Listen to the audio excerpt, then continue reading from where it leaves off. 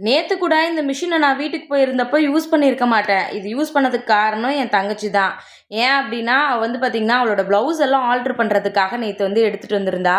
அவ வந்து டெலிவரி டைம்ல ரொம்ப வெயிட் வந்து போட்டுட்டா. ஆஃப்டர் டெலிவரியுமே வந்து பார்த்தீங்கன்னா, நல்ல குண்டா தான் வந்து இருந்தா. பட் இப்போ வந்து பார்த்தீங்கன்னா, நல்ல வெயிட் லாஸ் வந்து பண்ணிட்டா. அதனால ப்ளவுஸ் எதுவுமே வந்து கரெக்ட்டா இல்ல. எல்லாமே வந்து பார்த்தீங்கன்னா, ரொம்ப லூஸா வந்திருக்கு. அதனால ஆல்டர் பண்ணணும் அப்டின்னு சொல்லியிருந்தா.